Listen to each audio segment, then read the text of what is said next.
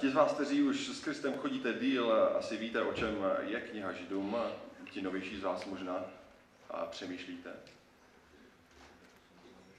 Following Jesus has always been a very joyful thing, but a very hard thing. Následovat Krista bylo vždycky velmi radostné, ale občas taky velmi těžké. Well, let me tell you. A few years ago, I heard that 20 Jesus followers were beheaded on the beaches in Turkey by ISIS. Před několika lety jsem se dozvěděl, že asi 20 křesťanů bylo na pláži v Turecku a popraveno useknutím hlavy v takzvaným islámským státem. I heard that there was a picture of them on the internet just before they were to be beheaded. A slyšel jsem, že na internetu je fotka jich právě před tady touhle popravou. And I've read a lot about the peace and joy in Jesus, but I wanted to see what it's like right on the edge of death. A už jsem ve svém životě četl hodně o tom, jaký klid Kristus dokáže přinést do života, ale chtěl jsem vidět, jak to funguje, když je takhle člověk na okraji smrti. So I went to the internet site where the picture is. A tak jsem šel na tu stránku, kde se ten obrázek nachází. It's probably still there, you could see it yourself. Pravděpodobně tam pořád je, takže se na něho můžete taky podívat. But I wanted to look and see what the expressions on their faces were. Chtěl jsem se prostě podívat, abych viděl ty výrazy v jejich tvářích. Was there fear? Was there whatever? A nebo tam uvidím strach, nebo cokoliv jiného. And as I looked at the picture across 20 men kneeling on a beach, not one of their faces had fear written all over it. A když jsem tak prohlížel ty tváře asi 20 lidí, kteří tam klečeli na pláži v Turecku, a nenašel jsem ani v jedné z nich stopy strachu. We live in a really unstable world, right? A žijeme ve velmi nestabilním světě. And it is easy to be captivated by fear. A je velmi snadné nechat se zajmout strachem. But our Bible tells us, our instruction manual tells us, do not be afraid. Ale naše Bible a náš návod k obsluze nám říká, nebojte se. So, just a few thoughts out of Hebrews today for you. Takže jenom pár myšlenek z knihy Židům. Chapter 11, verse 6. Je to kapitola 11 a verš 6. Bez víry však není možné zalíbit se Bohu. Kdo k němu přistupuje, musí věřit, že Bůh jest a že se odměňuje těm, kdo ho hledají. The important word that I would like to focus on this morning is draw near. A ta důležitá myšlenka, na kterou bych se chtěl dneska zaměřit, je přiblížit se. We do not draw near to Christianity. A my se nechceme přibližovat k křesťanství. We do not draw near to doctrine. Nechceme se přibližovat doktríně. We draw near to Jesus. A chceme se přibližovat Kristu. Because he is the one that gives us life. Protože on je ten, který nám dává život. 86% of Americans call themselves Christians. 86% Američanů říká o sobě, že jsou křesťané. You've read the news. Do you think that's true? A možná čtete zprávy, myslíte, že je to pravda? It's not true. A není. And so that is why my call to you this morning is to draw near to Jesus, not to a religion. A proto toho dnešního rána bych právě nás chtěl všechny vyzvat, abychom se nepřibližovali náboženství, ale Kristu. I have a Muslim friend. A mám jednoho přítele, muslima. He has a religion. A on má taky své náboženství. And I talk to him about Jesus. I don't talk to him about Christianity. A já se s ním snažím mluvit o Kristu, ne o křesťanství. He doesn't need another religion. He needs a relationship with Jesus. On nepotřebuje další náboženství, on potřebuje vztah s Kristem. And so the call is to draw near to Jesus. Takže ta výzva zní, přibližme se Kristu. And the criteria is, if I'm going to draw near to him, I need to trust him. A takové jedno z kritérií, které musím naplnit, abych se mu mohl přiblížit, je mu důvěřovat. And as I looked at the faces on those Coptic Jesus followers on the beach in Turkey, A když jsem se tak díval na ty tváře těch lidí, kteří tam klečeli na té pláži v Turecku, their faces revealed trust. na jejich tvářích jsem viděl důvěru. They were minutes away from death, A od smrti je dělili jen minuty, but they had peace because they were close to Jesus. ale měli klid, protože byli blízko Kristu. The next verse I'd like to look at is in chapter 12, verses 1. Já bych se podíval taky do kapitoly 12, verš 1. Proto i my, obklopení takovým zástupem svědků, odhodíme všecku zátěž přítěž i hřích, který se nás tak snadno přichytí, a vytrvejme v běhu, jak je nám uloženo. I know a lot of people who have started to follow Jesus. A znám hodně lidí, kteří začali následovat Krista. Unfortunately, they haven't finished by following Jesus. A na neštěstí to dopadlo tak, že jejich život neskončil tím, že by stále následovali Krista. One of the things that encourages me this time on my third visit to this area of Czech A jedna z věcí, která mě stále pozbuzuje při téhle mé třetí návštěvě České republiky, is that I see many of you still following Jesus. a že vidím spoustu z vás, kteří stále chodíte s Kristem. And so the word that I want you to think about out of this verse is endure. Takže to slovo, které bych chtěl vypíchnout tady z tohohle verše, je vytrvejte. Endure. Vytrvejme. Don't quit. Nepřestávejme.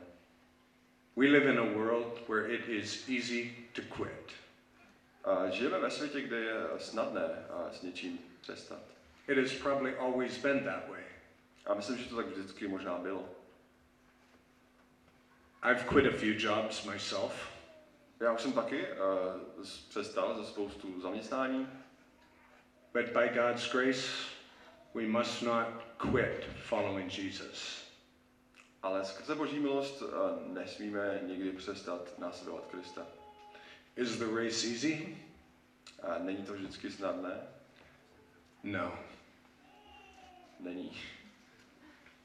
It is a hard race. I remember the story of a man named Abi Bakila.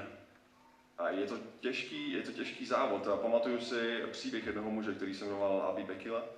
I think he was a runner in the Olympics some 20-25 years ago from Tanzania. A myslím, že to byl nějaký tanzánský běžec na olympijských hrách zhruba 25 let zpátky. Somewhere during the race, it was a marathon, during the last few miles, he fell and dislocated his knee. Někdy během posledních kilometrů maratonského závodu spadl a vykloubil si koleno. Instead of quitting, he got up and he kept going. A namísto toho, aby to vzdal, tak se zvedl a pokračoval. The runners before him had long crossed the finish line. A ti běžci, kteří byli před ním, už proběhli cílovou čarou. But the crowd still waited in the stadium because they heard that he was coming. Ale to publikum zůstalo na stadionu, protože slyšeli, že se blíží tady ten běžec.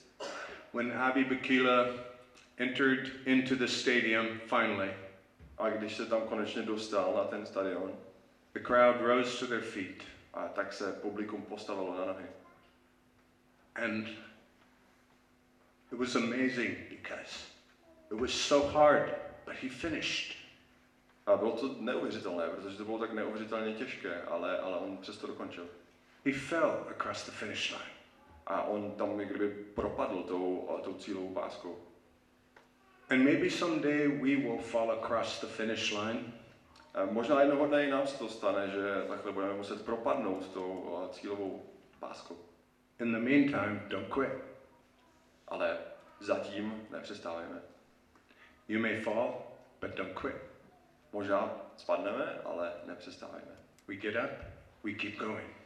Prostě se postavíme a jdeme dál. If God ever gives me the chance to come back to the Czech Republic, pokud mi dá Bůh ještě možnost přijet zpátky do České republiky, I hope I get to see all of you again. Tak doufám, že uvidím každého z vás znovu. Still following Jesus. Stále, jak chodíte s Kristem. The next word is found in verse 2. A další je verš 2. A s pohledem upřeným na Ježíše, který vede naši víru od počátku až do cíle. Místo radosti, která se mu nabízela, podstoupil kříž, nedbaje na potupu. Proto usedl po pravici Božího trůnu. It says here that we are to keep our eyes on Jesus. A mluví se tady o tom, že máme mít upřen pohled na Krista. Is that easy or hard? Je to snadné nebo náročné? In this world today, I believe it is very hard. A myslím si, že v dnešní době je to velmi náročné. It's hard for me. Pro mě každopádně. And I'm just like you. A já jsem stejný jako vy. So I think we probably all have that tendency. Takže myslím, že tady tyhle sklony občas máme všichni. If we're really honest with one another. A pokud jsme k sobě upřímní. So let's work at keeping our eyes on Jesus. Takže pracujeme usilovně na tom, abychom měli upřený pohled na Krista. One of the things we use in hunting in Alaska is binoculars. A jednou z pomůcek, které používáme při lovu na Aljašce, je dalekohled. And we scan the hills and the valleys and the lakes for moose. A prohlížíme řeky a hory a pastviny a hledáme soby. And when we finally see one, we keep watching it. A když ho najdeme, tak na něj upřeme zrak. It becomes an object that we are after. A je to pro nás cíl, po kterém jdeme. And those of you that have come to follow Jesus, A vy, kteří jste se rozhodli následovat Krista, you've seen him. a uviděli jste ho. Keep him in your binoculars. A tak se ho snažte udržet v tom svém dalekohledu. Keep your eyes on him. A udržujte na něm upřený pohled. And by that I mean, don't keep your eyes on Christianity. A tím zase nemyslím, udržíme upřený pohled na křesťanství.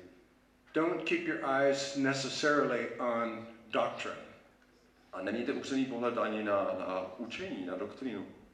Don't keep your eyes necessarily on how we practice what we believe. A nemějme upřený pohled ani na to, jak praktikujeme to, čemu věříme. Keep your eyes on Jesus. A mějte upřený pohled na Krista. Because he's the author and finisher of everything that we're all about. Protože on je ten stvořitel a ten, který to tady všechno dokončí. So, let's go over to the book of Revelation. Pojďme se podívat ještě do knihy Zjevení. Is Revelation mean that it's a revelation of the end times? Does the revelation of Jesus Christ, this book that we're reading, does that mean it's the revelation of end times? To úplně nerozumím. Jo, takhle, ano. Jo, ano. Jestli to znamená to vlastně zjevení, ten název, jako jestli to je i zjevení těch posledních časů. I think the title tells us that it's the revelation of Jesus Christ. And so, when we come to the book of Revelation, we don't look for all the answers to all our questions about what the end is going to be. Určitě tam nenalézáme asi všechny odpovědi na naše otázky o tom, jaký ten konec bude. We look for Jesus. A hledáme Krista. And so, in chapter 1 of Revelation, the revelation of Jesus Christ, v první kapitole právě Zjevení we find the very first exposure of Jesus. Nacházíme první zmínku o Kristu. And it's found in verse 7 through Well, let's read verse 12 and 13 maybe. Start there. Takže bude to verše 12 a 13. Obrátil jsem se, abych viděl, kdo se mnou mluví. A když jsem se obrátil, spatřil jsem 7 zlatých svícnů. Uprostřed těch svícnů někdo jako syn člověka, oděný řízou až na zem a na prsou zlatý pás. The Apostle John is on an island out in the middle of the Mediterranean Ocean. Apoštol Jan je ve Středozemním moři na ostrově někde uprostřed. He's there because he's been exiled. Je tam, protože žije v exilu. He is there disfigured and discolored because they tried to kill John by boiling him in a pot of oil, and he survived. Je tam hodně už taky si znetvořený, protože ho mučili tím, že ho vařili ve vařícím oleji, ale on přežil. And so when we see John, we see him as a broken old man. Takže když se podíváme na Jana, vidíme ho jako zlomeného starého muže. But on the Lord's Day, he is remembering Jesus. Ale on stále pamatuje na Krista. And as he remembers Jesus that day on that lonely island, Jesus shows up. A když takhle pamatuje na Krista jednoho osamělého dne, tak se Kristus ukáže. And so what he sees is not a Jesus who is wearing just what he wore on earth. A ten obraz, který vidí, není Kristus, který má na sobě něco, co měl, když tady chodil po zemi.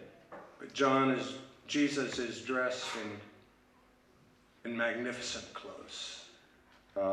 Ježíš má na sobě krásné šaty. The resurrected Jesus. Ten vzkříšený Kristus. The Jesus whom the Bible says died and came alive again and rose into heaven and is there today. Ten Kristus, o kterém Bible mluví, že zemřel a byl vzkříšen a stál z mrtvých. As I listened to your worship today, když jsem tak poslouchal vaše chvály dnešní ráno, the tears kept coming to my eyes. A nemohl jsem se udržet, protože se mi drály do očí slzy. Because I know that this Jesus was being lifted high. Protože vím, že tenhle Kristus byl vyvýšený. And the devotion of your hearts was being focused on him because you were saying that you wanted to follow him. A naše srdce tím, jak se na něho zaměřovali, vlastně říkali, že ho chceme následovat. There's nothing better than following Jesus. Není nic lepšího, než následovat Krista. An old song goes, you can have this world, but give me Jesus. V jedné staré písni se říká, můžeš si vzít tenhle svět, ale mě dej Krista. Somehow in all of my life, I was thinking as I was there this morning, I don't deserve to know you. Tak nějak, když jsem tady seděl a přemýšlel, tak jsem si říkal, já si vlastně nezasloužím tě znát. I don't deserve to be here. Já si nezasloužím tady být. But God in his mercy has looked on Ernie. Ale Bůh ve své milosti ke mně zhlídnul. And called me to follow him. A zavolal mě, abych ho následoval. For a lifetime, and he's given me a relationship with many of you, and hopefully more in the future. A na celý život. A dal mi taky vztahy, které můžeme mít jedni s druhým. Jesus in his mercy has reached down into my life and called me to follow him, just as he is calling you to follow him. Kristus ve své milosti ke mně vztáhl ruku a zavolal mě, abych ho následoval stejně tak, jako to udělal ve vašem životě. It's easy for us to get our eyes on things other than Jesus. Je velmi snadné zaměřit svůj pohled na věci, které nejsou Kristus. This morning we're going to have a time to remember Jesus. A dnešního rána budeme mít příležitost upomínky Krista. Oh, that we could remember him all week long. A doufám, že si ho budeme připomínat celý týden. But it's hard. Ale je to těžké. I know it's hard. I live like you. I'm just like you. A vím, že je to těžké, protože jsem stejný jako vy. And so I look to the future and I look to what the hope is the hope that Ernie's going to somehow get his life together so that I'm fully able to focus on Jesus all the time.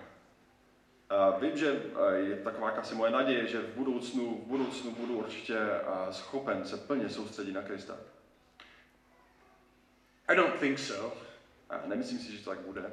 And I think that's what chapter 5 of Revelation is all about. A myslím si, že to nám sděluje i kapitola 5. And there's a scroll in heaven that needs to be opened. Je tam jakási zapečetěná kniha, kterou je potřeba otevřít. And if we look at what that scroll is, it's a lot of people have tried to guess what it is. A když se bavíme o tom, co tenhle svitek, co to je, but if you look back to the days of John and early Roman Empire, you find that this kind of scroll was a title deed to a piece of property. A spousta lidí diskutuje o tom, co to vlastně značí, ale když se podíváme do historie, do času Říma, tak byla to jakási součást vlastnictví. And so what you see is an angel holding up a title deed saying, who can even open this? A tak tam je takový obraz anděla, který drží ten svitek v ruce a říká, kdo to vůbec může otevřít. And then one of the elders that's mentioned here, not like an elder of a church, but somebody that is in heaven and amazing and glorious, says, a pak jeden z těch starších, není to starší, který je třeba u nás ve sboru, ale takový nějaký starší, který tam sedí v nebi, tak se zvedne a říká, stop being dismayed, stop being troubled by all of this. A přestaň nad tím přemítat, ať to nespůsobuje takovéhle myšlenky. He says the lion from the tribe of Judah has been victorious so that he may open the scroll and its 7 seals. A lev z Judy a ten má otevřít tady tenhle svitek. Verse 5. A ve verši 5. Ale jeden ze starců mi řekl, neplač, hele, zvítězil lev z pokolení Judova, potomek Davidův. On otevře tu knihu 7krát zapečetěnou. So this elder says, look, there's a lion. There's a lion there. The lion from the tribe of Judah. He can open the seal. Ale tady tenhle starší říká, podívej, tady je lev, který byl určen k tomu, aby tady tenhle svitek, knihu otevřel. And so here's John on the island of Patmos, and he turns his head and he looks. And what does he see? A tak zase ten obraz toho Jana na tom ostrově a on se otočí a vidí obraz. Read verse 6.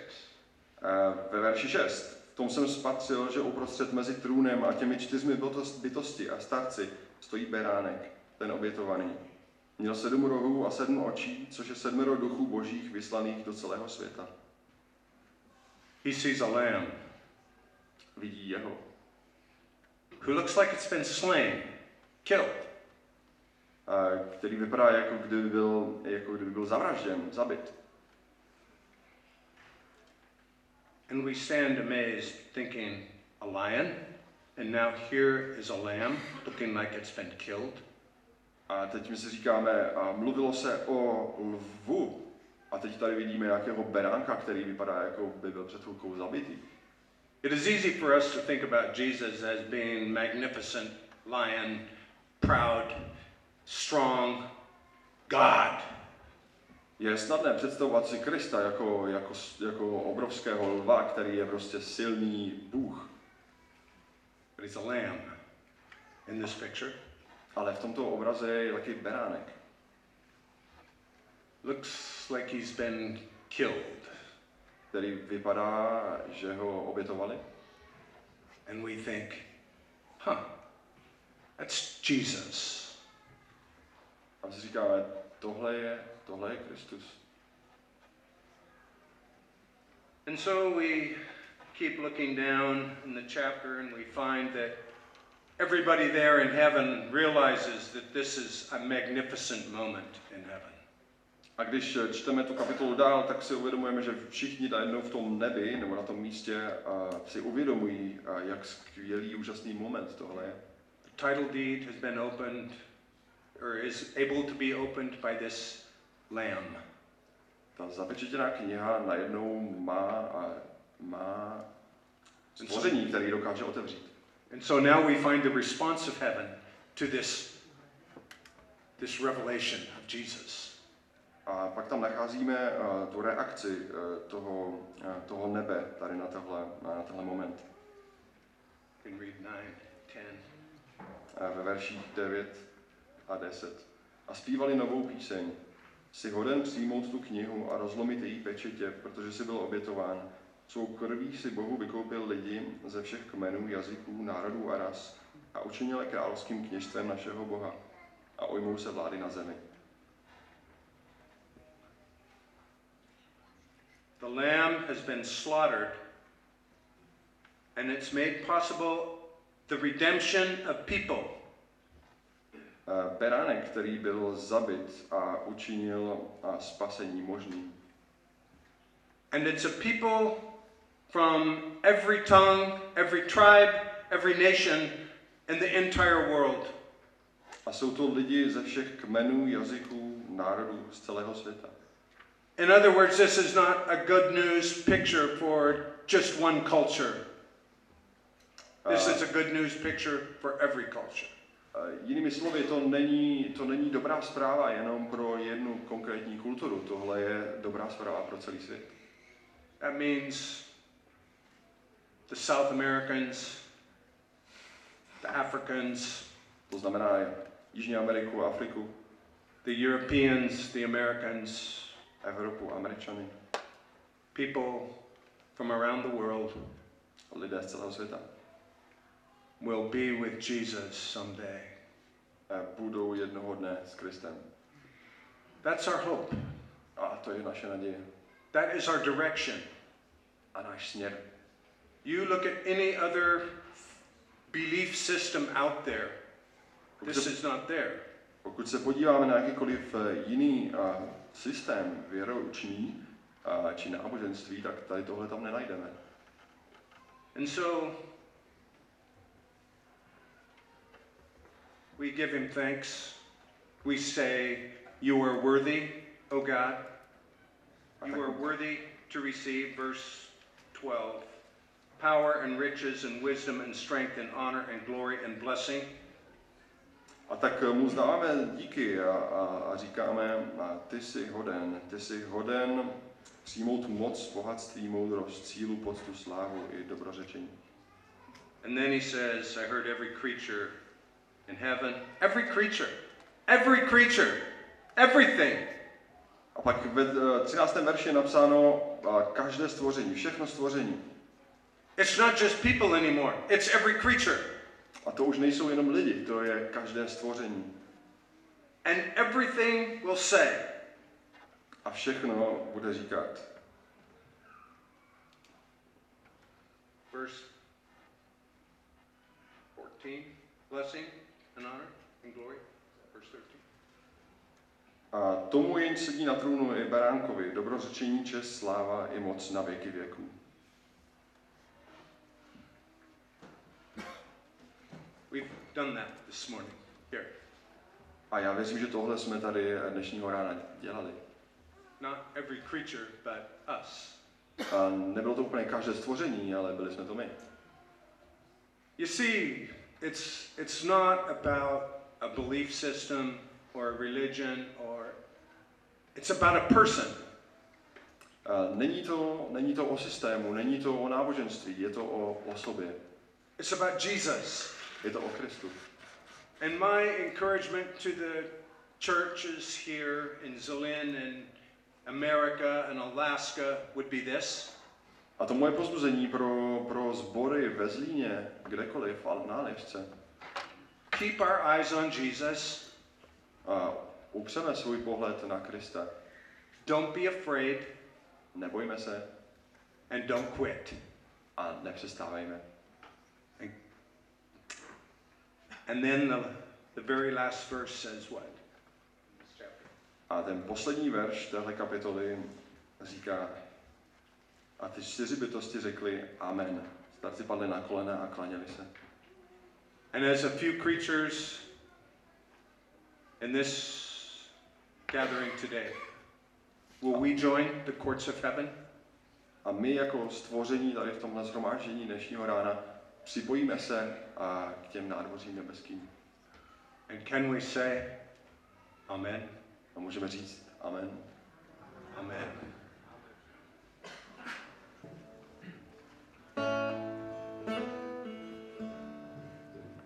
On yonder, where darkness flew, where morning broke, and light and new, when day had come again anew, all we sinners sing. In muck in my, our wretched souls had fallen to the depths below. Hell deserved, but there was hope, all we sinners sing. Safe, we are safe. The gates of heaven wide open. Safe, we are safe.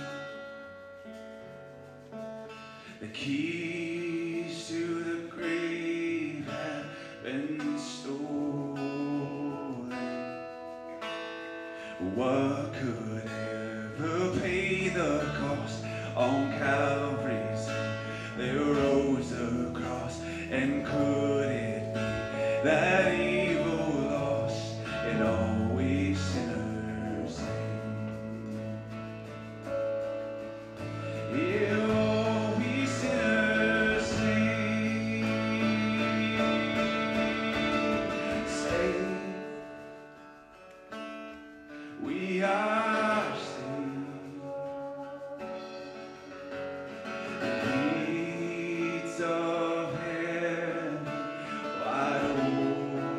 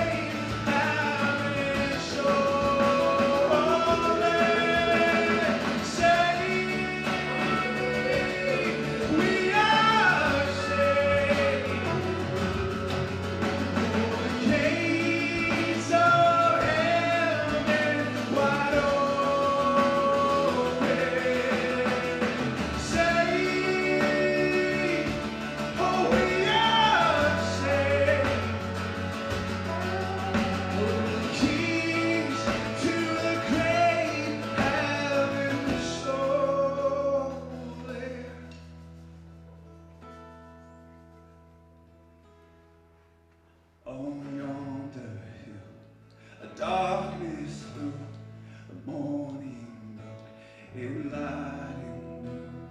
The day has come again anew.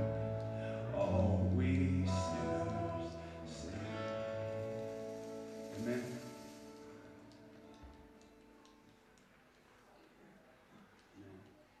This next song, you want to maybe just talk a little bit about this, Joseph. Thanks.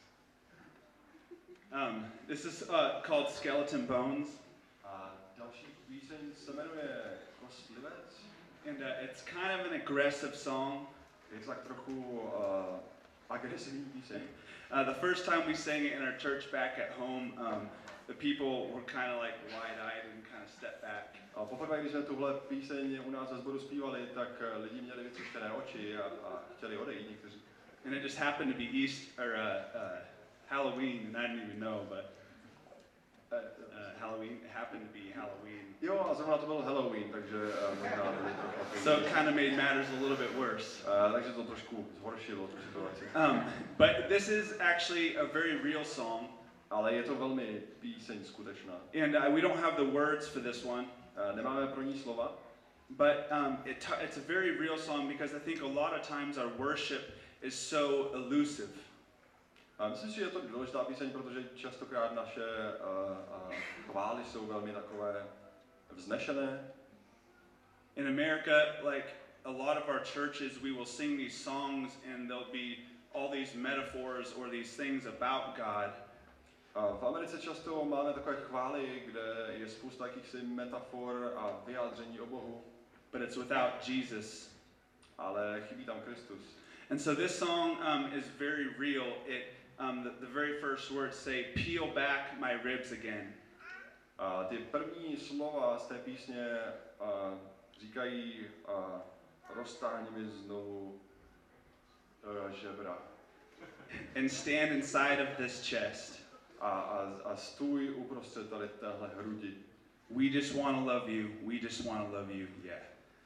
My tě chceme milovat.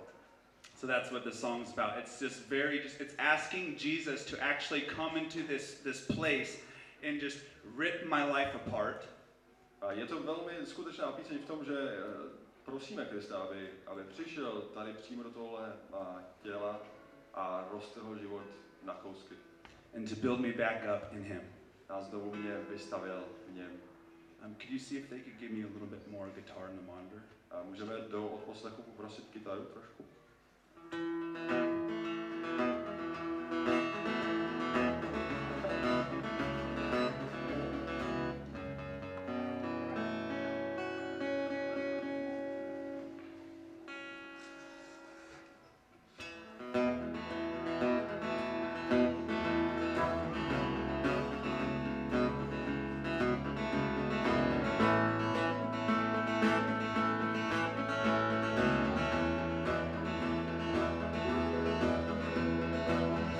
Peel back our ribs again, stand inside my chest.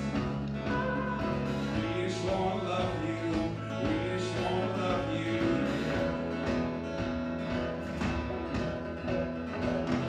Peel back a bit of time and let us see with the naked eyes. We just want to love you, we just want to love you, yeah.